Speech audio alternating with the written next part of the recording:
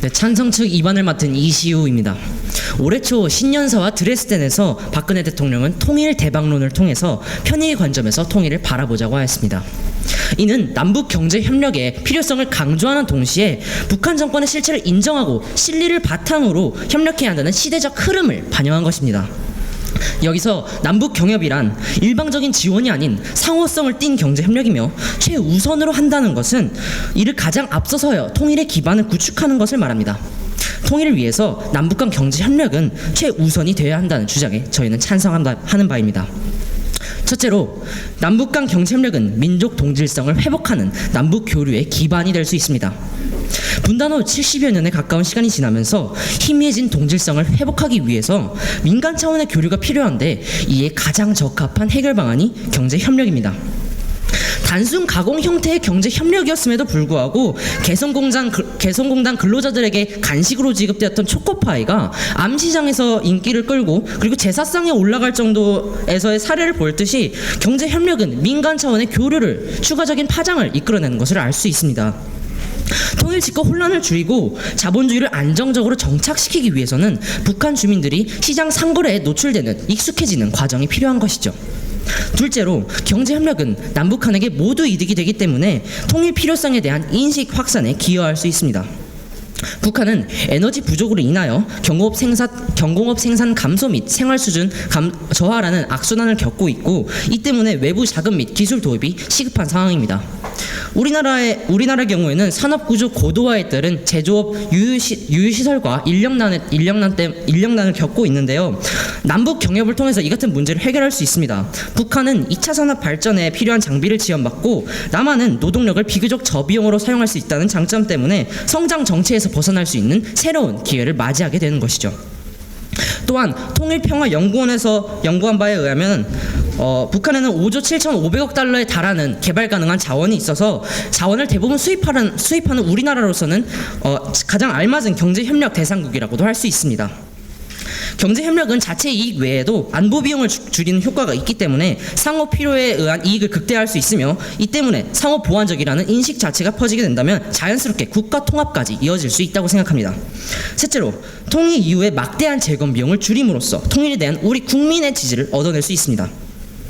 물론 과거 20여 년간 경제협력이 단순 위탁 가공과 1차 상품의 질 교역에 그치면서 그 실효성을 의심받았고 북한의 낙후된 육상 교통망과 전력 부족 등으로 남한에서 모든 사회 간접 자본을 지원해주는 행태 탓에 퍼주기 논란이 일기도 했습니다.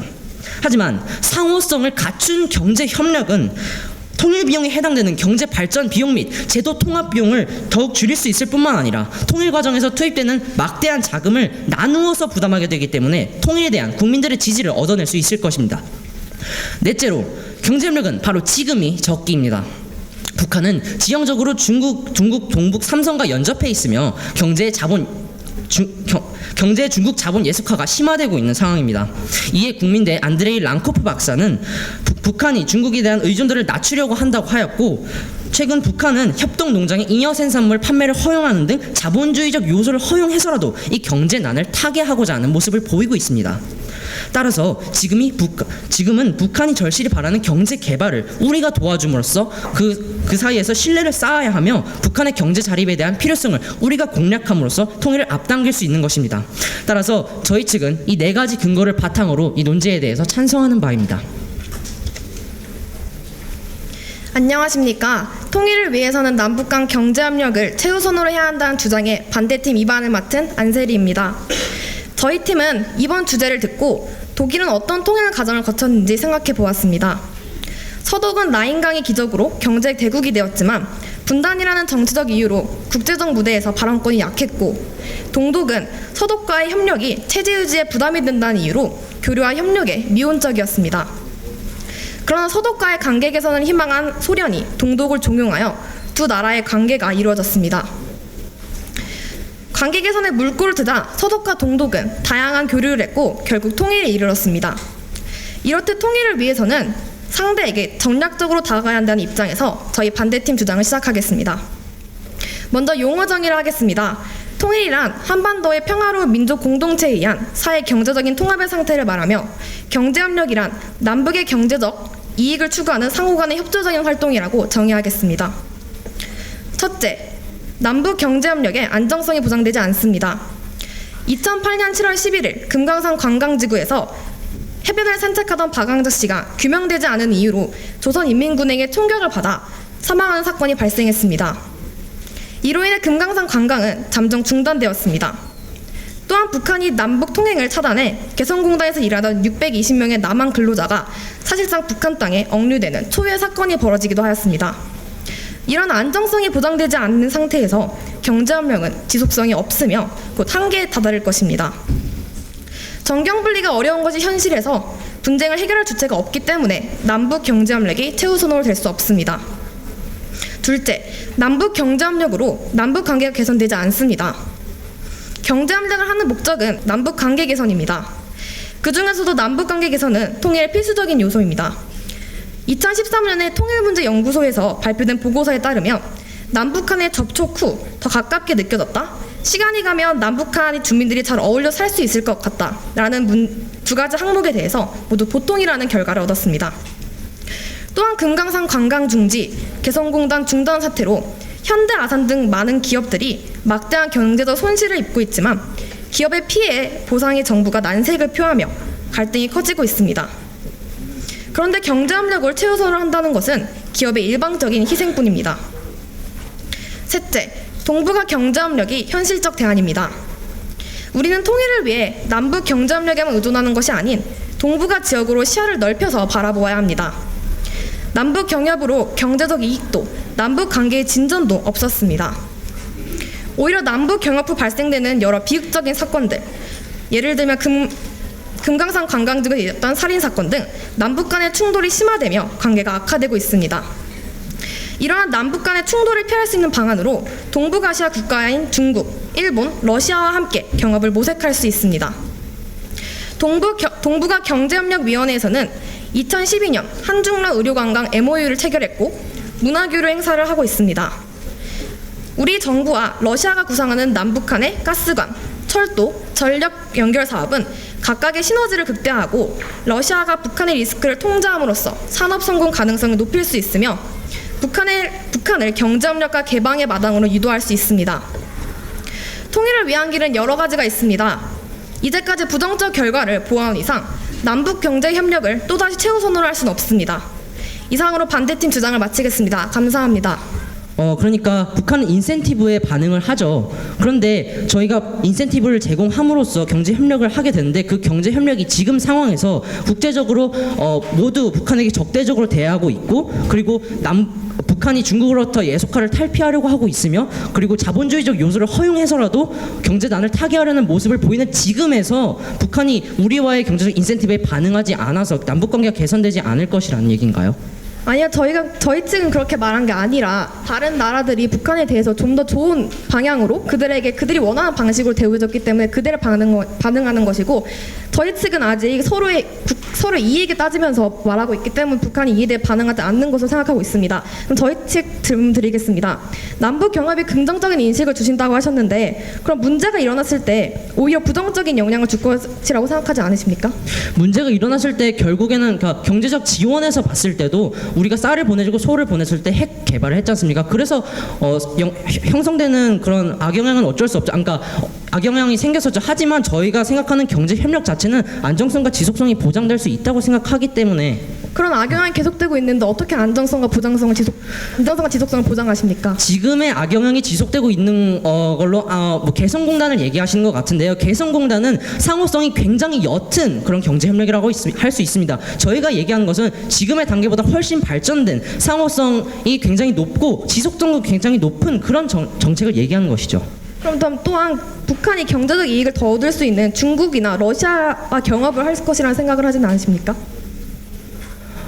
중국이나 러시아 말고 우리가 할 수 있는 것이요. 우선 중국이 북한에 대해서 굉장히 절대적인 양으로 지원을 하고 있긴 하지만 우선은 맹목적인 지시는 철회한 상태고 그리고 북한이 러시아에다가 뭐 나진한 개발권을 준다든지 이런 면을 보이고 있지만 그렇기 때문에 오히려 저희가 더 들어가야 한다는 입장이죠. 지금이라도 들어가지 않으면 그 자본이 중국에 예속화된 것이 아니라 러시아에 예속화하게 되고 그것이 다른 주변 그룹들에게 예속화되어서 경제적 인센티브에만 반응하는 북한에게 우리가 더 이상 설득력이 없어지는 것입니다. 그렇기 때문에 저희가 제시한 점이 동북아 경제협력입니다. 이 동북아 경제협력 안에 남북 경제협력 또한 포함되어 있기 때문에 그렇게 말씀드린 건데 이에 대해서 어떻게 생각하십니까? 저희 측은 동북아 경제협력을 남북 경제협력과 따로 생각하지 않고 있고요. 동북아 경제협력에서 이미 요소로서 남북한이 모두 들어가 있는 상태이기 때문에 동북아 경제협력을 남북 경제협력과 같은 것으로 보고 있습니다. 따라서 저희가 대안으로 제시하는 것이 러시아에서 내려오는 제2차 간 프로젝트인데요. 그것을 통해서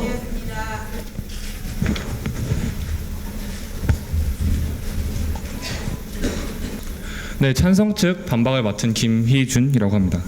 우선 상대 측께서는 이반의 초반에 독일 통일 과정에 대한 예시를 들어주셨는데요. 과연 동일의 통일 과정이 남북한 통일 과정과 같다고 취급할 수 있을까요? 실제로 남북한은 이념의 갈등으로 인해 1950년에 6.25 전쟁도 겪었고 독일 같은 경우는 이념적 갈등 없이 어떤 경제적인 차이만을 극복하는 상황이었습니다. 그렇기 때문에 저희와 독일을 같은 어떤 입장으로 보고 같은 방법론을 제시한다는 것은 논리적인 비약이라고 생각을 합니다.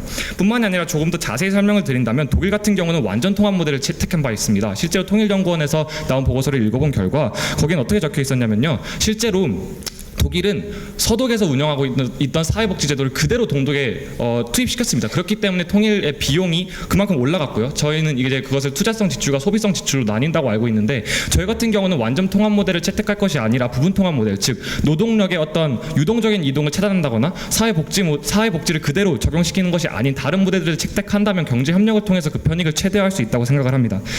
뿐만이 아니라 이제 안정성 이야기를 해주셨는데요. 지금 논제를 한번 다시 바라봅시다. 논제는 통일을 위해서는 경제협력을 가장 우선시해야 하는가, 해야 하지 말아야 하는가입니다.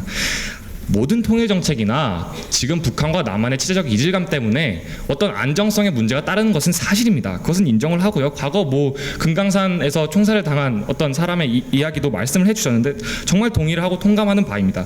하지만 그것은 경제 협력이 왜 최우선으로 일어나야 하지 않는가에 대한 답변이 아닌 그저 북한의 현재 체제적인 어떤 정치적인 폐쇄성을 증명하는 자료일 뿐이라는 것을 지적해 드립니다. 뿐만이 아니라 이제 경제적인 손실, 남한과 북한이 경제협력을 함으로 인해서 남한이 얻을 수 있는 경제적인 손실에 대해서 말씀해 주셨는데 저희는 이반 때부터 2천만의 의사소통이 가능한 노동력을 얻을 수 있다고 얘기를 해드렸고 심지어 정말 많은 자원, 세계에서 5위 무연탄 매장량을 자랑하고 있는 자원을 이용할 수 있을 뿐만 아니라 비슷한 수준의 개도국에서는 교육 수준이 상대적으로 높은 북한의 인적 자원의 메리트도 말씀을 드렸습니다.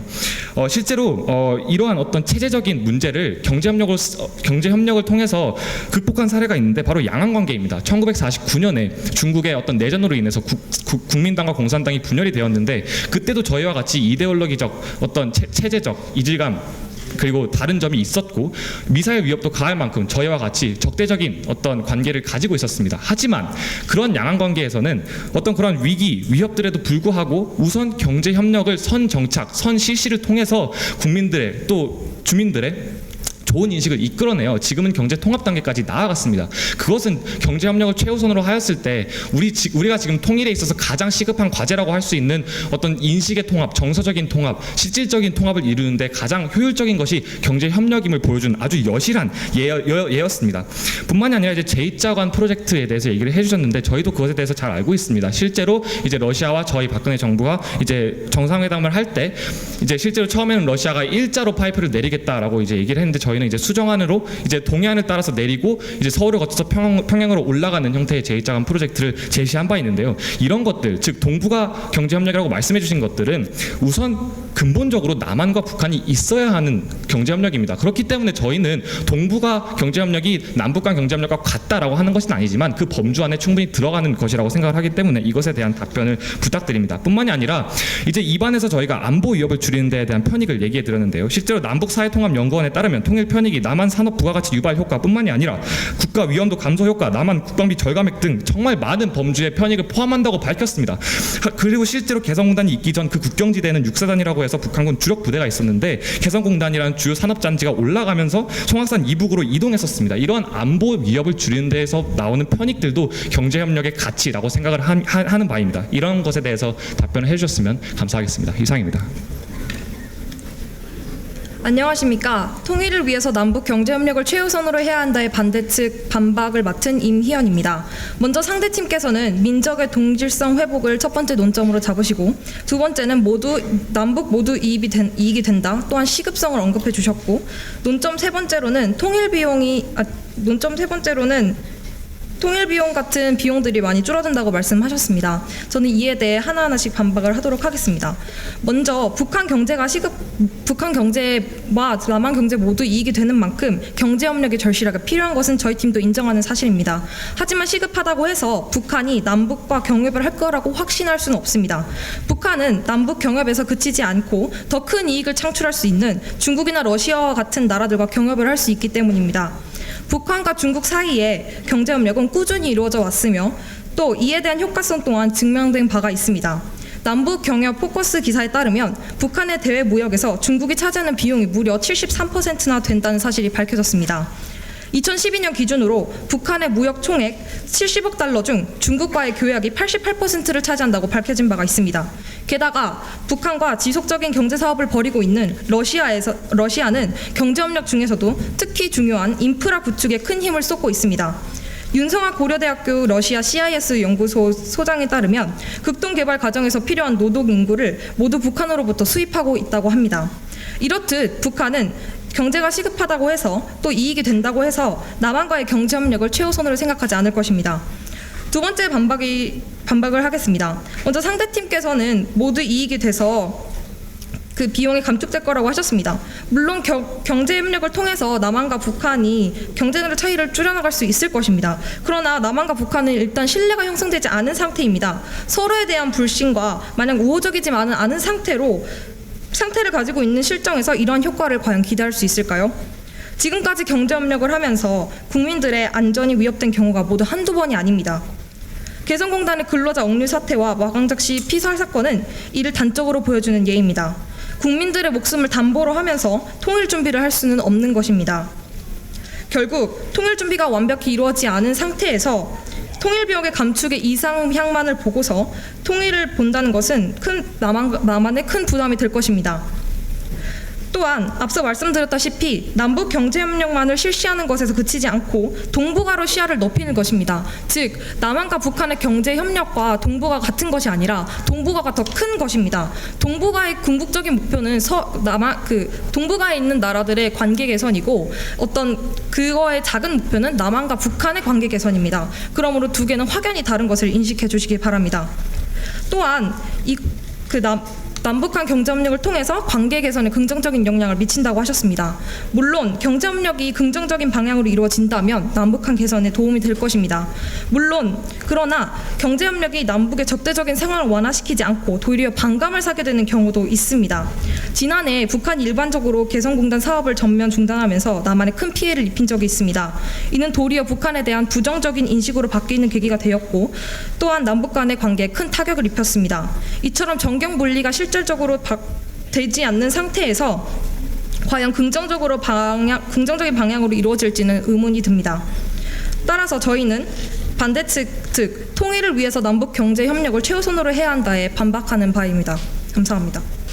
네, 먼저 말한 팀에서 우선적으로 질문을 드리도록 하겠습니다. 방금 동북아 경제협력과 남북한 경제협력의 범주에 대한 이야기를 해주셨는데요. 제가 분명 반박을 할 때 동북아와 남북 간 경제협력이 같지 않다는 것은 분명히 인정하고 그 범주 안에 포함된다고 분명히 얘기한 것을 이야기 드리면서 시작하도록 하겠습니다.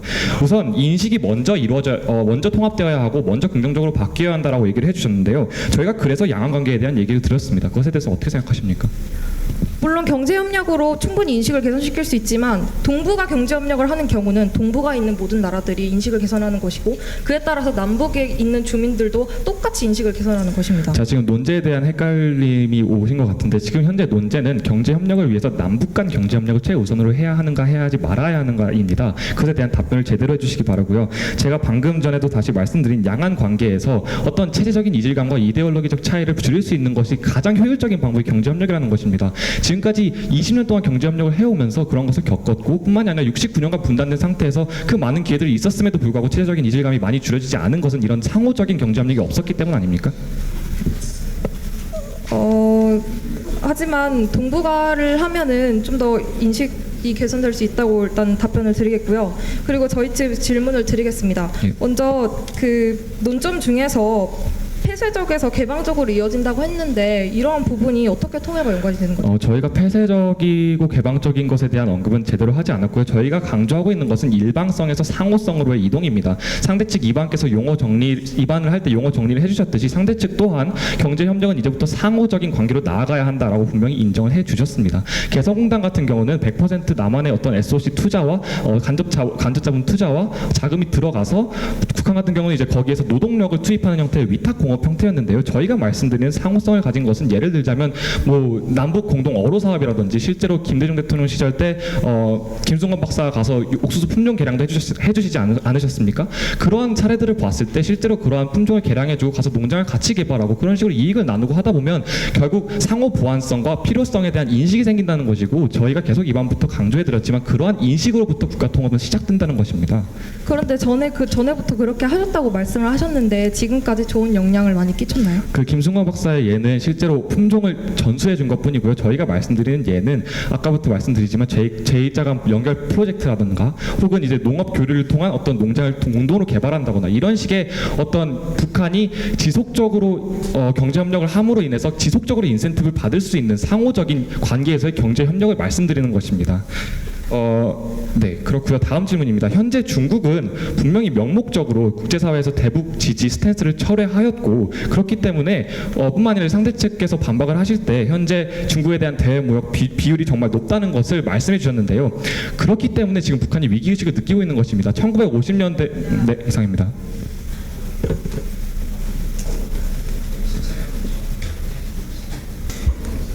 네, 찬성 측 요약 시작하겠습니다. 우선 찬성 측 요약에 앞서 반대 측에 대해 한 가지 중요한 반박을 하도록 하겠습니다. 반대 측에서 계속 동북아 경제 협력을 언급하셨는데요. 우선 이 논제는 남북 간 경제 협력에 관한 것입니다. 동북아 경제 협력을 왜 해야 되는지에 대한 설명이 아닙니다.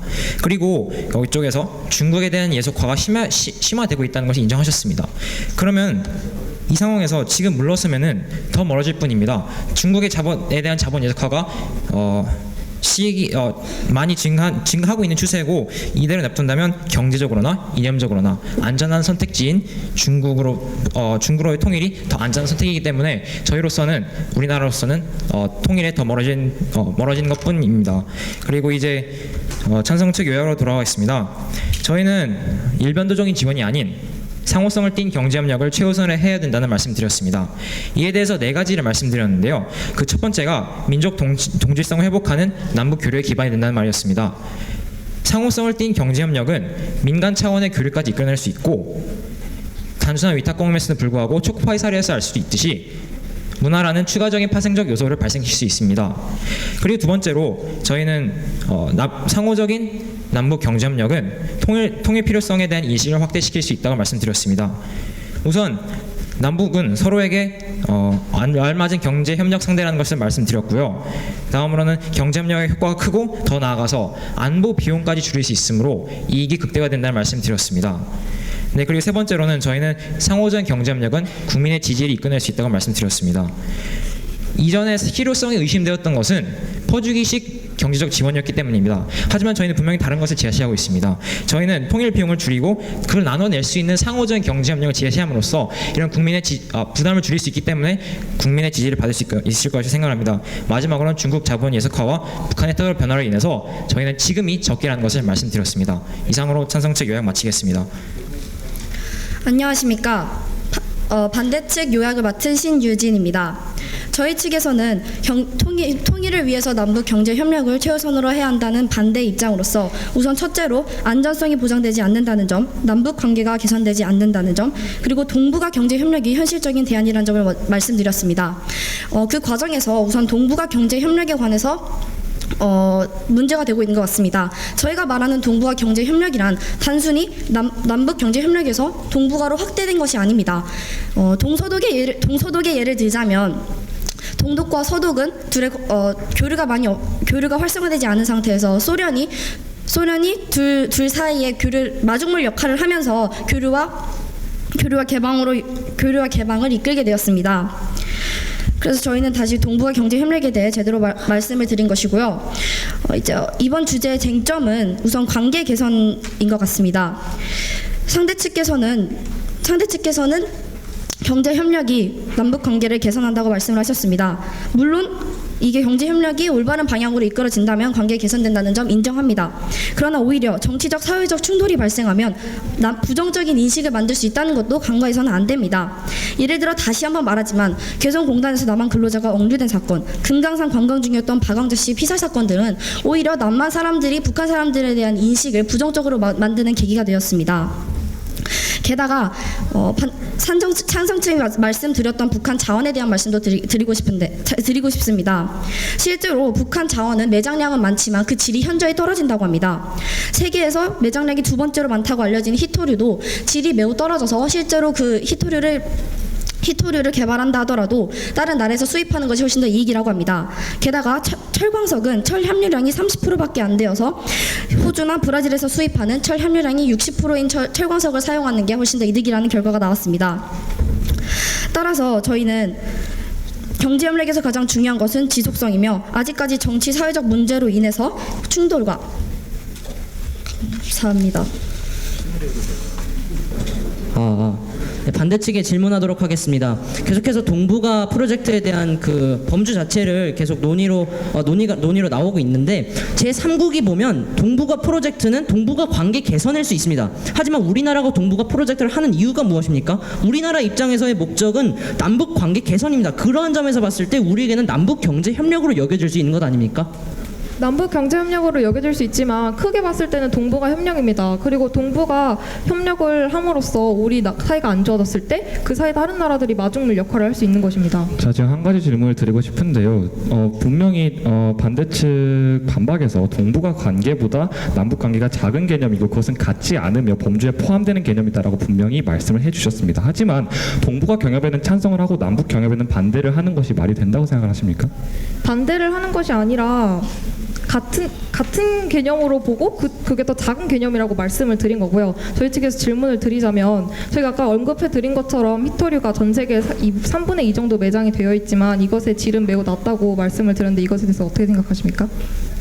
저희는 지금 현재 자원을 모두 수입하고 있는 국가입니다. 그래서 저희가 입안에서 말씀드린 것은 어떠한 자원의 매장량이 많다는 것 그 자체로 가치를 가진다고 말씀을 드렸고요. 그 매장량의 가치에 대해서는 논할 필요가 없다고 생각을 합니다. 실제로 경제적인 가치로 산출된 값도 있고 현재 우리나라가 에너지 부족으로 시달리고 있을 때 가장 좋은 옵션이 될 수 있다는 것이죠. 저희가 질문 드리도록 하겠습니다. 분명히 용어들을 정리하실 때 상호 교류가 기본임을 인정함과 동시에 저희가 제시한 상호성을 탑재한 경협이 북한 문제를 해결할 수 있게 할 것이라는 것을 인정해 주시지 않은 것입니까?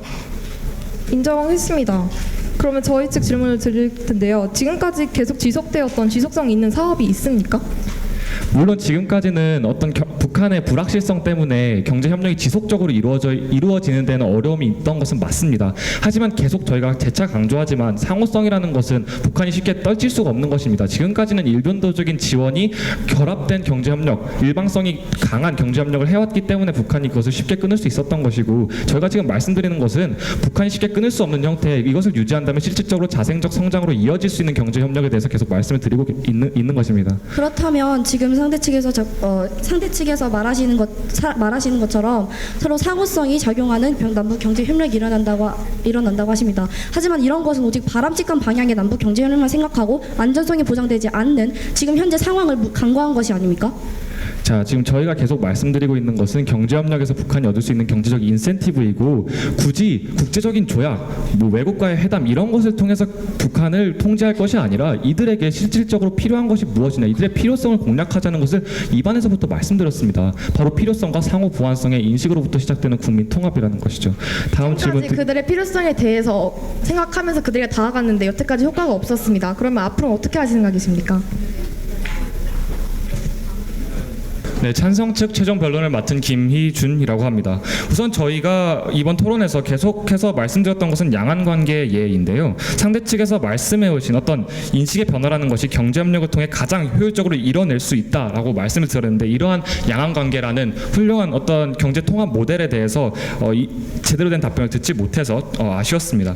뿐만이 아니라 이제 저희가 계속 반박을 하면서 느꼈던 점은 상대 측에서는 상호적 경제 협력과 일변도적인 지원을 같은 개념으로 말씀하고 계십니다. 그 두 개는 분명히 다른 개념이고요.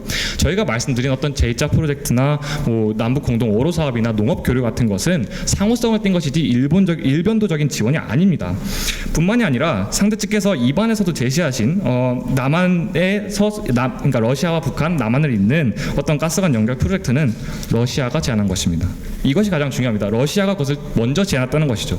그럼 상대 측에서 반박해서 무엇을 말씀하셨느냐라고 본다면 현재 국제사회에서 어떤 중국으로부터의 예속화 이후에는 저희가 계속 말씀드린 것이 이제 러시아로의 예속화가 가능할 것이다라고 말씀을 드렸는데 현재 국제사회에서 고립된 북한이 즉 다시 말해서 제2자 간 연결 프로젝트가 지금 현재 러시아가 먼저 제안했다는 그 사실 자체로도 현재 국제사회에서 고립된 북한이 다시 국제사회로 진출할 수 있는 가장 유일한 탈출구가 한국임이 증명되는 것입니다. 뿐만이 아니라 동서독의 예를 처음에 들어주셨을 때 저는 반박해서 이렇게 말씀을 드렸습니다. 동서독의 예과 한국의 예는 분명히 다르고 그 예시를 그대로 적용해서는 안 된다고 말입니다. 분명 동서독은 완전 통합 모델을 지향했고 전쟁도 거치지 않았습니다. 하지만 상대 측에서는 요약에서도 이에 대한 설명 없이 다시 동서독의 예를 언급하신 점 아쉬웠습니다. 이번 토론에서 저희가 가장 중요하게 여겼던 것은 체제적 이질감, 통일에 있어서 가장 최우선적인 목표라고 할 수 있는, 최우선 아니죠, 가장 비중이 큰 목표라고 할 수 있는 체제적 이질감이 그리고 이데올로기적 차이가 경제 협력을 통해서 가장 쉽게 해결될 수 있고 그렇기 때문에 경제 협력을 최우선으로 해야 한다고 말씀드리는 바입니다. 오늘 토론 즐거웠습니다. 감사합니다. 이상입니다. 안녕하십니까. 반대측 마지막 초점을 맡은 신유진입니다. 우리는 일제강점기 시대, 6.25 전쟁, 그리고 남북의 분단까지 이미 너무도 오랜 시간 아픔을 겪어왔습니다. 불과 몇십 년 전만 하더라도 같은 땅에서 같은 언어로 말을 하던 한 민족이 둘로 나뉘어 점차 다른 나라로 발전하고 있다는 것은 누가 보더라도 잘못된 상황입니다. 이제는 틀어질 대로 틀어진 모든 것을 바로잡고 통일을 이루어야 할 때가 왔습니다. 그렇다면 과연 우리는 통일을 위해서 경제 협력을 최우선으로 해야 하는 것일까요? 아니라고 생각합니다. 지금까지 실행되었던 경제 협력을 살펴보면 긍정적인 효과보다 부작용이 훨씬 많았음을 알 수 있습니다. 개성공단에서도 북한의 일방적인 운영 중단으로 남한 노동자들이 감금되는 사태 등이 발생했으며 천안함 폭침, 미사일 발사 등 북한의 도발은 끊이지 않았습니다. 또한 경제 협력의 근본적인 목적이었던 남북 관계 개선에도 큰 영향을 미치지 못한 것이 현실입니다. 이렇듯 상호 간의 신뢰가 뒷받침되지 않은 상태에서 무리한 경제 협력을 실시한 결과 우리는 통일을 향해 앞으로 나아가기는커녕 5.24 대북 조치 이후로는 더욱 뒷걸음질 친 격이 되었습니다. 앞으로 통일을 위해 다양한 측면에서 교류와 협력이 이루어져야 한다는 사실을 부정하고 있지는 않습니다. 그러나 신뢰 형성이 우선시되어야 하는 것입니다. 아직까지 남한은 완벽한 통일 준비가 끝나지 않았습니다. 통일 준비가 안 된 상태에서 오직 이상적인 면모만 보고 안전성이 없으며 비현실적인 남북 경제 협력을 최우선으로 하기에는 어려움이 많을 것입니다. 이상으로 반대측 마지막 초점을 마치겠습니다. 감사합니다.